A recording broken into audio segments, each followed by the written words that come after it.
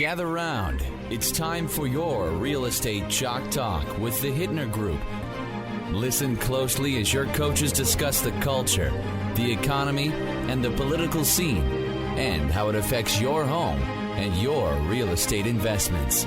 Real Estate Chalk Talk is where you learn the science of buying and selling real estate and the art of living in your home.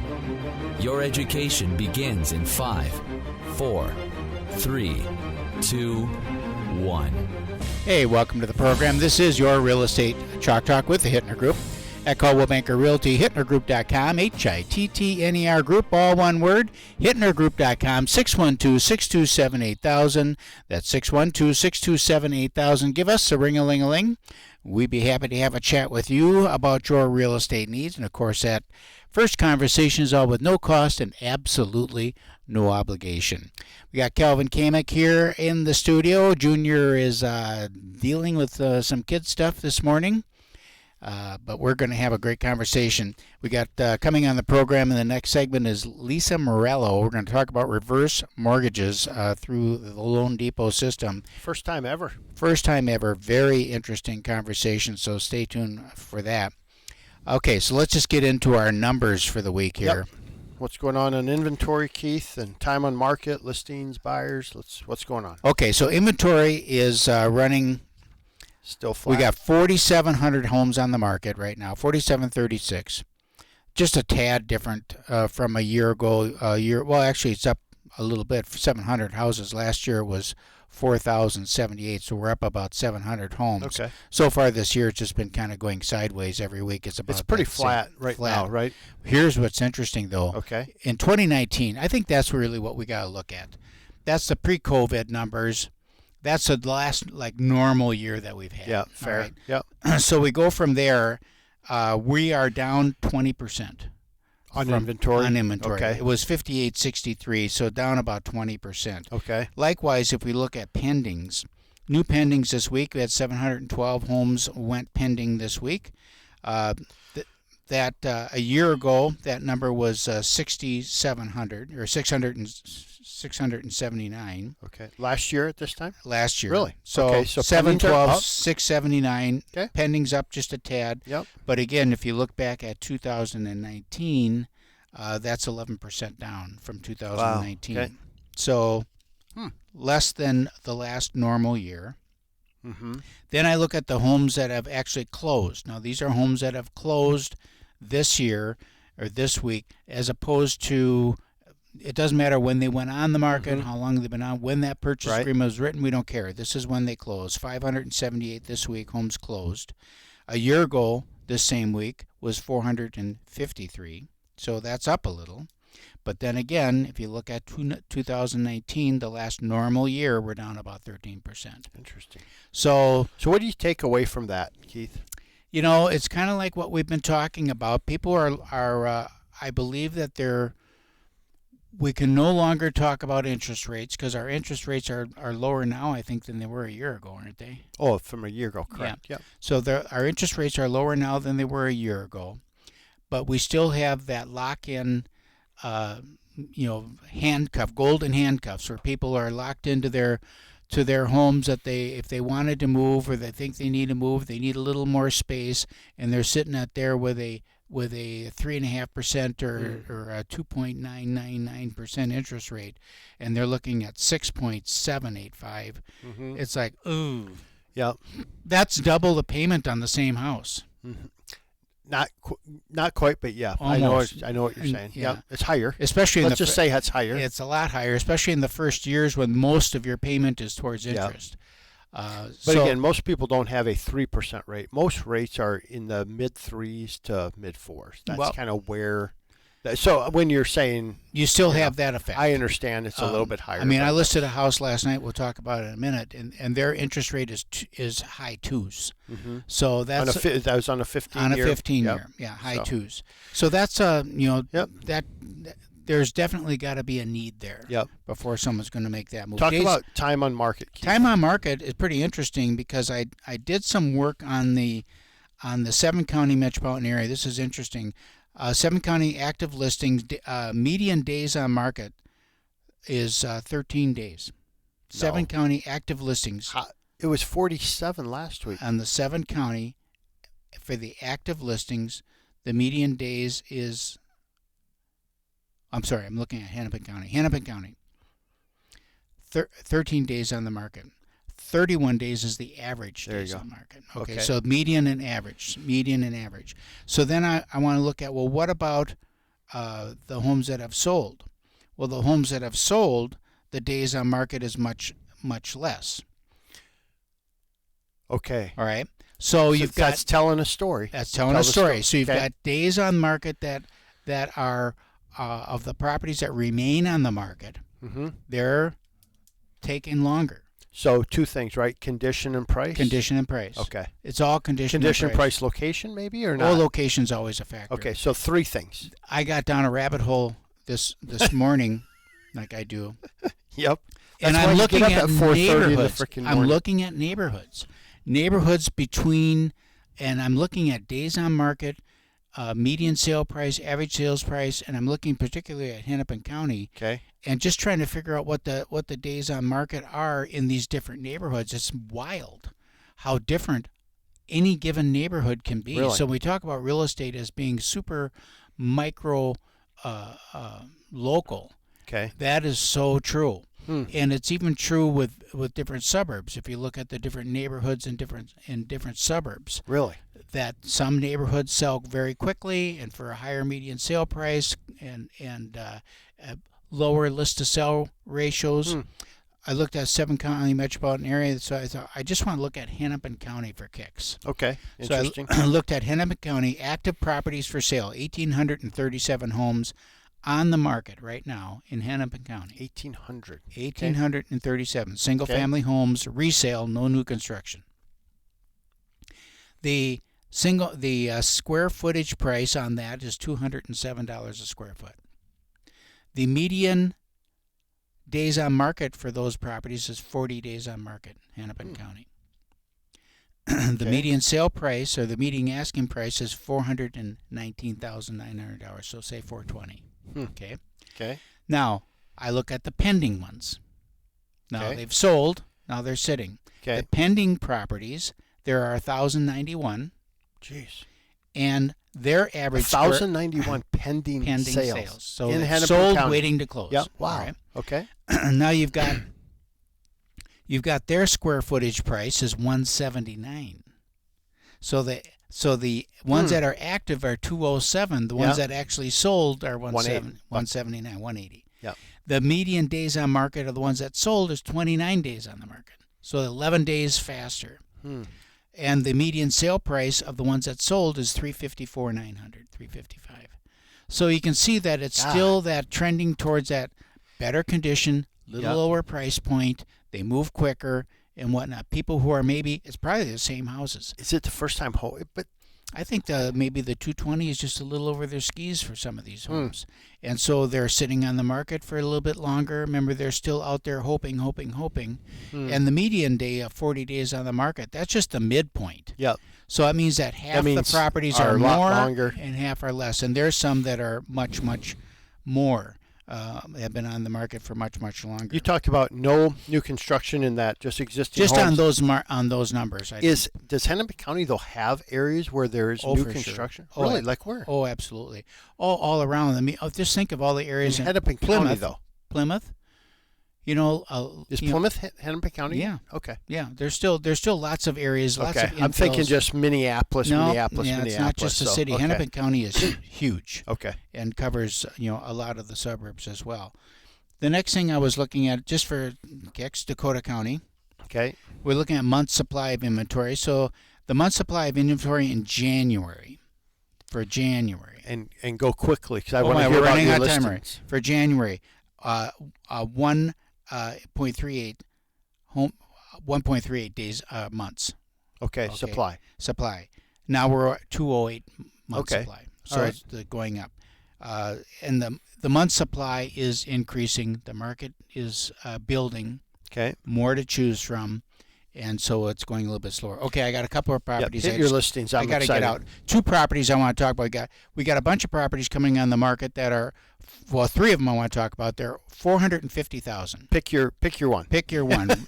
We got Ridgewood Road in Mound. Okay. $450,000, 3-level, completely redone. Nice. Right across the street. Gives you right access into the big lake on really? On Priest Bay. Nice. On I think it's Cooks Bay. It's gorgeous. Right, Ridgewood Park is right across the street. Fantastic house coming on the market right after the Super Bowl. And we've got 2 Eagan houses coming on the market. One of them is a split entry, completely redone, $450,000, 3-car garage. If you want to know about that property, 612-627-8000. Another one coming on in Eagan, 4-level, $450,000, 3-car garage. These are terrific houses coming on the market. If you want to learn more, 612-627-8000. We got to go. Hey there, welcome back to the program. Thanks for staying with us. This is your Real Estate Chalk Talk with the Hittner Group. 612-627-8000. That's the big number to call. 612-627-8000. We're in the studio with Lisa Morello, and we are talking reverse mortgages in this segment. And I know very little. I should know all about them, but I know nothing. I know nothing. At your age, you should know. At my age, more. I should know all about them. And I don't think we've ever discussed reverse mortgages on the show, so it'll be great. So, Lisa, can you just tell us what your position is and why you are the expert with reverse mortgages? Oh, wow. My position is I'm the National Reverse Mortgage Sales Leader for Loan Depot. Okay, well, that might give you a little bit of information then. Mm-hmm. There you go. But my passion is to teach loan officers how to discuss reverse mortgages. And I got to correct you guys, because it's not your age that we should be thinking about a reverse mortgage. This should be part of your financial plan before you hit your 50s. And if you have elderly parents who are homeowners, this should be a plan you learn about when you're in your 40s, because you want to be able to transfer that information over to them in a way that they're gonna understand it. So it's a product that is not well known, and I'm trying to change that. And I'm so glad to be on with you guys, and I hope that we're going to change it together. A lot of misconceptions regarding reverse mortgages, so we're just gonna pepper you with questions. Hit me, go for it. Well, first of all, just explain to the listeners, what is a reverse mortgage? So I'm going to start with if you are already a homeowner. If you are already a homeowner, a reverse mortgage is a way for you to access equity from your home without having to make a repayment of principal or interest during your lifetime. So there's 2 ways that work. If you own your home free and clear, it could provide you with a non-taxable income distribution or a line of credit that you can access during your lifetime whenever you need it. Mm-hmm. If you own your home with a loan on it, the first thing a reverse mortgage is going to do is it's going to pay off that loan, and you are going to have a new mortgage with no principal or interest payment. So in that case, it's not so much creating a stream of income, it's reducing your monthly obligations so that you get your own money back. Okay, now what you're saying sounds too good to be true. So one of the things a lot. Yeah, one of the things that you said is if you are a homeowner. Mm-hmm. And if I'm looking at a reverse mortgage as part of my overall financial plan, and I am not a homeowner, maybe I sold my house and I'm renting a place someplace for a while until I figure out what I want to do. What options then do I have if I'm not a homeowner? That is actually one of my favorite pieces. So you're going to jump into reverse to purchase already? Reverse to purchase, yeah. She said if you're a homeowner. Yeah. If you're a homeowner, there's an option exactly if right. you're not. Okay.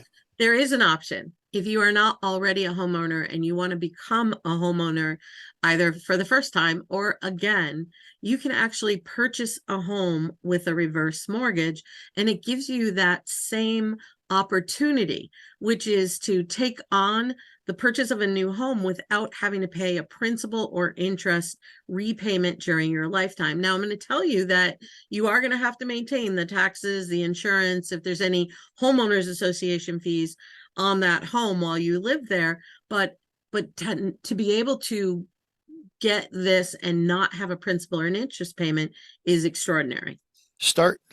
Okay. Go to what age? How do you determine So how much the down payment? national, People are going to yeah, hear what you just said and go, "Hey, zero down, no yeah, payments, no, love it." no. So, Unfortunately, so start with, yeah. So kind of go through what age do you have to be? How much equity do you have to have? Those sorts of things. so across the nation, in order to do, there are two types of reverse mortgages. The first is called a home equity conversion mortgage. It's a HECM. It's a HUD insured product. That product is standardized across the nation. You have to be age 62. Okay. Age 62 to start looking at it. There are other products which are also reverse mortgages.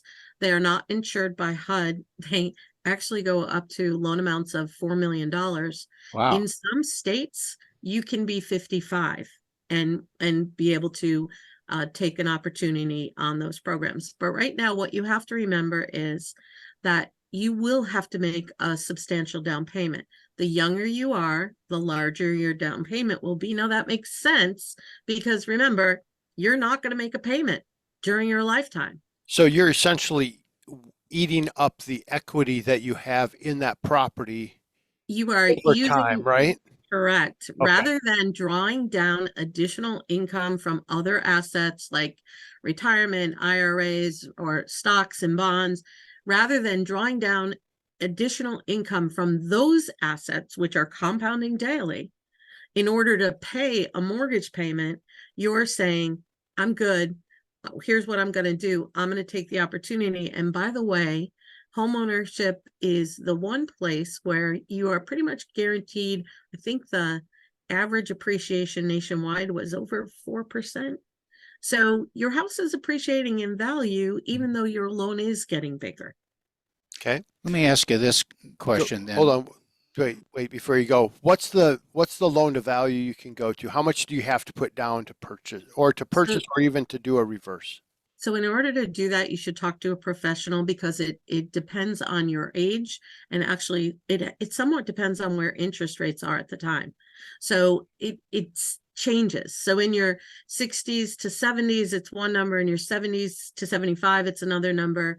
My oldest client was 96 when she got her reverse mortgage. So and it changes. It changes over time. Assume we're in our 60s ballpark, just because otherwise it's too general. And now we still don't know anything.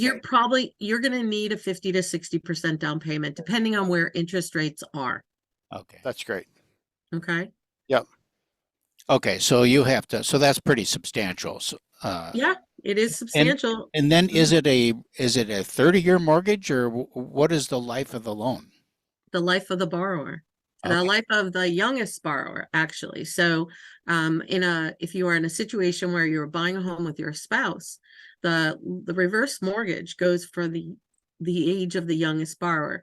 It's callable only upon the death of the final borrower, the house being sold, or the borrower is no longer living in the home as their primary residence. Does the youngest borrower have to be 62 or 55 or older, or how does that work? No, at the time that you get a reverse mortgage, only one borrower has to be at least that age to do the HECM. The 62 is for the HECM. But only one borrower has to be 62, but we call it the eligible non-borrowing spouse, the spouse who's not quite reverse mortgage age, they are protected and are able to stay in their home during their lifetime, provided number one, it's their primary residence. Number two, they continue to pay the taxes and insurance. The only thing they could not do is if at the time they took the reverse out, if they were not an eligible borrower of age 62 or older, they would not be able to draw on any line of credit that was left. So that's a concern, but usually at that point in time, they then might be eligible to do their own reverse mortgage. And a lot of people ask me, yes, you can refinance a reverse mortgage. Oh, you can. You can. So just so I get my head around this, so I qualify for a reverse mortgage. I do a reverse mortgage on my property, and I marry someone 30 years younger than I am, which has always been a goal. And and I kicked the bucket, and now she can remain in that property indefinitely? She can, as long as you were married at the time that that you took out the reverse mortgage. Okay, what if so she she was your remarries? spouse. Hang on, let me finish this train of thought. As long as she remains in the home as her primary residence, but remember her age, because she was an eligible non-borrowing spouse, she was protected, would have been taken into consideration at the time they determined how much you were eligible for. So you would have put down a whopping down payment in order to give her the protection of being able to stay in the home during her lifetime and never have to pay taxes or insurance. That brings another question. Yep. So I take out my reverse mortgage. Everything is good. 2 years later, I reach my goal of marrying someone 30 years younger than I am. What happens there? For that, I would expect that you need to see a really good insurance or financial planning professional, because that spouse would not be protected because you were not married at the time you took out the reverse mortgage. Okay. So that should set off some bells in your head. Like, I've got to make other plans. And that, obviously that could be life insurance, that could be something else to do that, but you've got to know that they won't be protected. They're going to have to do something with that loan. If they want to stay in the home, they could refinance it into a traditional loan. They can do a number of things, but because that you would not have been married at the time, it's unlikely that they would be protected. All right, we got to go out and pay some bills right now. This is your Real Estate Chalk Talk with the Hittner Group at Caldwell Banker Realty. We'll be right back after these messages. Hey, welcome back. Thanks for staying with us. This is your Real Estate Chalk Talk.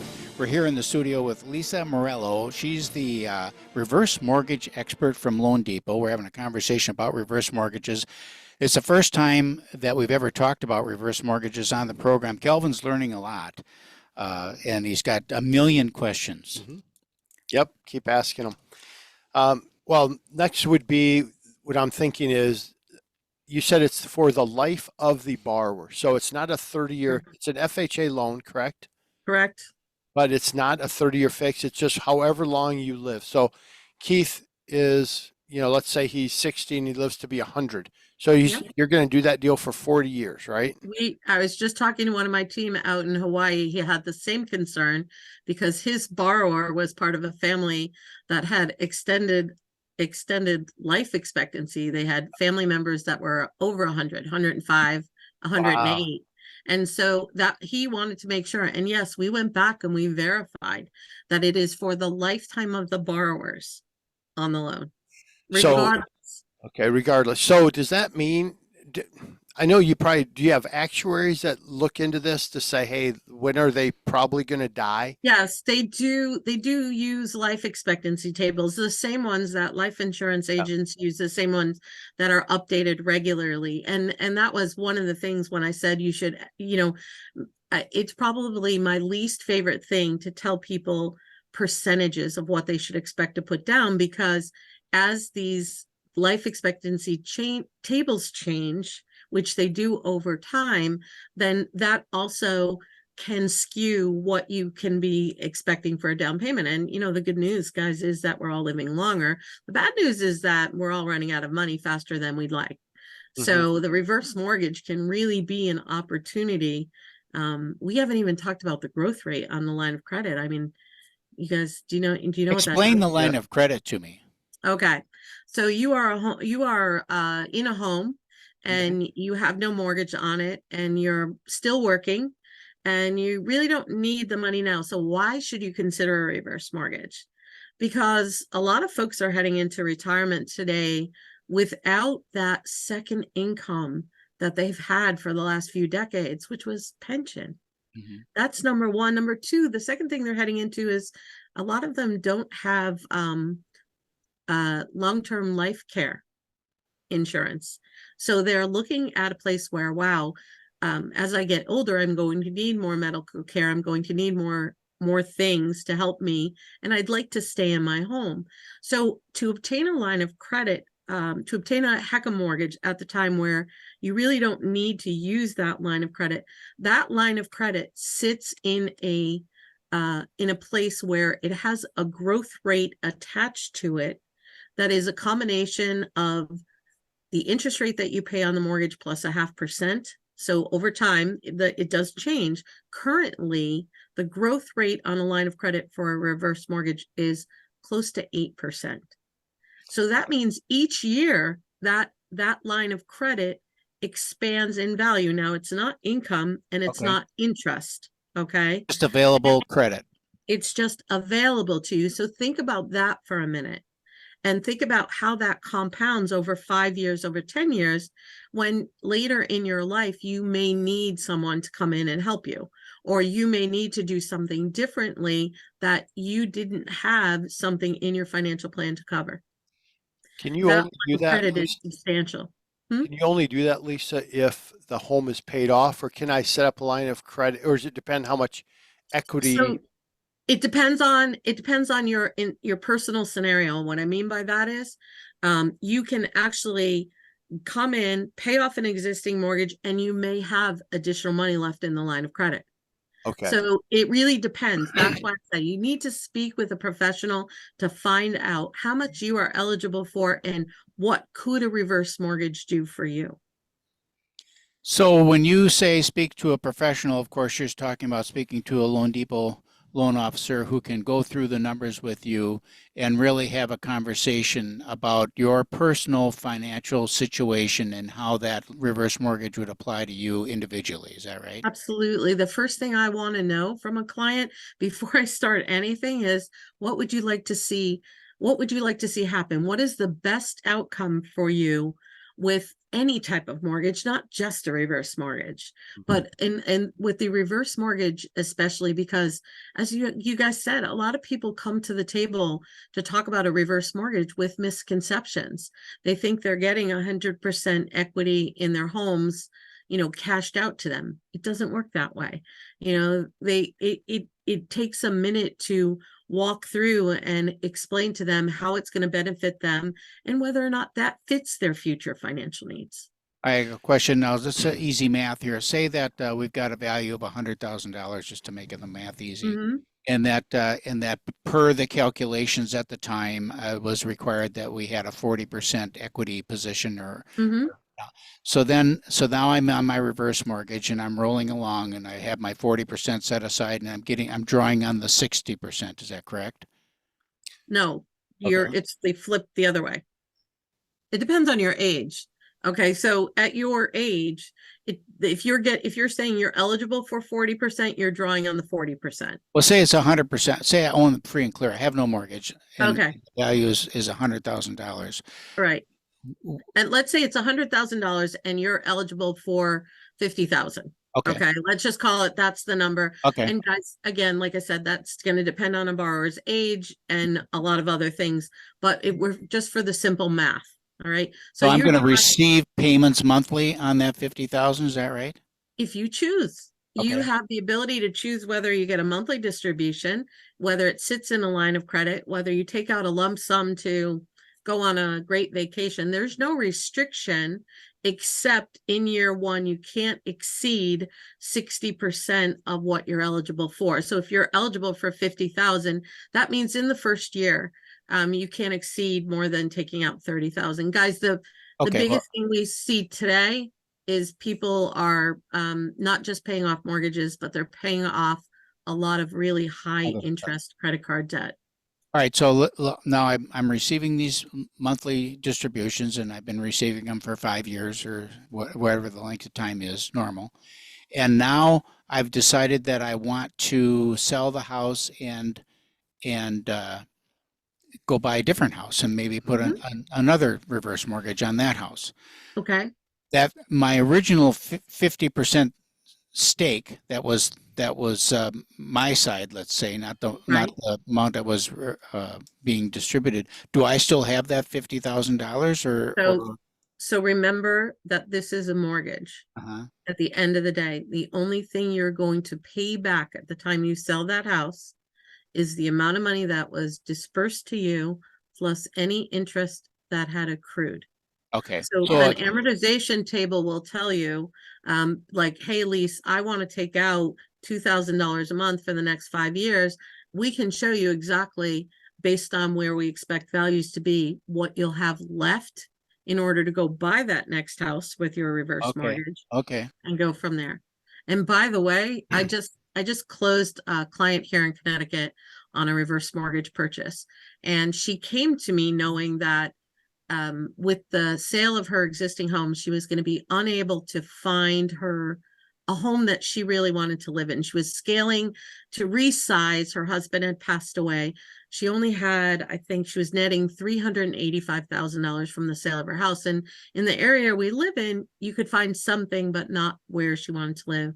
So her options were pull a large lump sum out of retirement to pay cash and not have a payment, which would be a taxable event, or carry a traditional mortgage, which would mean she pulled more money out of her retirement using that up faster over time. Well, we were able to take her $385,000 and bump her purchasing power to $510,000 for her to be able to buy with a new reverse mortgage And have no payment. Not have to make any principal or interest payment during her lifetime, not have to pull additional money out of her retirement. And oh, by the way, she had, I think she had about $50,000 left over for her to use to renovate the property the way she wanted to renovate it. That's amazing. That is amazing. So if you go and sell the property then before you decide to make a move, and there's a shortfall, like now all of a sudden I'm upside down on the house and it's worth less than, what happens there? It's a non-recourse loan. It is insured against that loss, and you are not subject to paying the difference. So you walk away. Yes. You just have the realtor fees maybe, or you'd have some sort of selling costs or anything? No, it's all covered. It is all part of the loss that is insured and covered by HUD, and you go from there. So you just essentially walk away, but it's not like a foreclosure. Yeah, it's not well, technically it's a deed. It would be a deed in lieu. Okay. So basically, guys, foreclosure is not a bad word when you recognize the fact that it is a way of obtaining title to a house. Okay. So if let's say you have to go into assisted living and you have to leave the house, and at the time that you leave the house, you lived to 110 and you are underwater on it. Okay. Right. Again, you contact your servicer, you work with them, you turn over the property to them. They are insured for that. They will take care of the rest. Hey, welcome back. Thanks for staying with us. It really is free money when you're getting a reverse mortgage. It literally non-tax, free money all the way. Calvin Kamick, ladies and gentlemen, Loan Depot, 651-231-2500. That's the number to call for the lowest rates in town and the lowest costs to finance. It is. How are you? Good. What do you got? A couple things on the mortgage front. We're having a conversation. We're going to get back into it here in a minute on reverse mortgages, which is a first time we've had this conversation, and we know we have an audience that this will fit well with, so we're excited about that and kind of get into another lane on the mortgage side. But the traditional mortgage side right now, we had rates go up a little bit this past week. Everybody asks where rates are. So think of 30-year fixed money, think mid sixes to high sixes, but you're probably hugging the high sixes more than mid sixes right now. The economic data that came out this week was strong again as everybody manipulates money and numbers right now to make things look better than they are. Then what you don't see is they do go back and do a reversal they'll do a reversal on the numbers and nobody sees that headline. But it is what it is right now, and we're in election season, and we know that everything will be prompt up to make it look good. Make it look good, yeah. Right? Right. That's where rates are. But I do like where we're okay with where rates are, so we can get 6.5-ish with with good credit and some down payment, and then we're still doing some buy down stuff. We did a 1.5 point buy down, so they start at 4.625 on that one, and they'll go up the following year. And then it's kind of, there's always ways to kind of make that payment palatable for people, so that's why we love to have a conversation, and we always start with that that conversation. I think if you're in the sixes, you're good. Yep. Nobody's not buying a house that they need because the rates are 6% or Right. 6.5% or 6 3/4. They're just Right. not. When we were flirting with 8, yeah, that's different. it was gosh. Then it's the purchasing power. Then Yep. then it's the what I can afford, what I qualify for at 8% doesn't meet the needs of my family. Right. Yeah. At 6%, it probably does Right. because you just picked up another 50,000. 50,000. We were talking last week on the show that you pick up literally between 40 and 50,000 in purchasing power Right. regarding that. So that's a good thing. So rates okay. It's not taking away from people's ability to make a move right now. We're seeing applications, mortgage applications up quite a bit, but a lot of them are actually up on the refinance side where people are lowering that rate, but it's also getting rid of that existing debt that they accumulated over the past 12 months. Over the past couple of years, very expensive credit card debt. Yep, a lot of credit card debt. So we're seeing some of that just reorganizing people's financial, worksheet a little bit. So that's kind of where we're at. And if you want to have a conversation and see where you're at and what you can do, give me a call at 651-231-2500. Let's get back into reverse mortgage. Could you go through and just give us the basics again of what a reverse mortgage is? And then give us the ages and kind of loan to value, just some basics again, just hit some of those basics, and then we'll get into some questions. Okay. A reverse mortgage is an opportunity to either refinance a home, pay off an existing mortgage, or take a stream of income out, or purchase a home with no principal or interest payment during the borrower's lifetime. Is that good? Perfect. Yep, that's great. And you have to be age 62. Yeah, for the home equity conversion mortgage, you do have to be age 62, but there are other options in certain states for proprietary jumbo mortgages that allow for loans up to $4 million and allow for borrowers younger than 62. And is that in Minnesota, do you know? So I can check. I don't know off the top of my head. It may be. Okay, great. And so it's a way for me to stop having, I think is the main way people use a reverse mortgage around just stopping making my mortgage payments. So part of the goal, part of the financial plan would be get to age 62, make sure I have probably 60% equity in my home. So maybe, if my home's worth, let's use easy numbers, it's worth 100,000. I owe 40 yet, but I have 60 available. And now I just want to be done making my house payment to increase my cash flow in retirement versus drawing assets down from my investments. Is that the main thing? Yes, as a homeowner, which is so interesting that you brought that up, because we're seeing nationwide, we're seeing so many more folks carry mortgage into retirement, and honestly, that wasn't their plan. It wasn't their plan. It was no one's plan to have a mortgage in retirement. So yes, if you are a homeowner and you are carrying your mortgage into retirement, this is a way for you to fix that, to right that. Yeah. So that's number one. The second way would be to use the reverse mortgage would be to draw on equity inside my home in retirement as an additional, one of the things you mentioned, a non-taxable stream of income to supplement retirement income. Talk about that as a tool for financial planners and a tool for a homeowner to increase retirement. As I tell my clients like yours, what we tell them is your home is going to appreciate at the same rate, whether you have a big mortgage on it or not. No matter what size mortgage, it's not going to appreciate in value more because you have a smaller mortgage on it. So by utilizing that equity, you are a homeowner who has no mortgage on their property. It is by far usually their largest asset. Let's be clear. They have no mortgage on that property. They can put a tool like a reverse mortgage on it that is going to allow them to take money in a number of ways, whether it be monthly, a lump sum, or just leave it sitting in the line of credit for emergency purposes. They can take that money any way they want, any combination of those ways.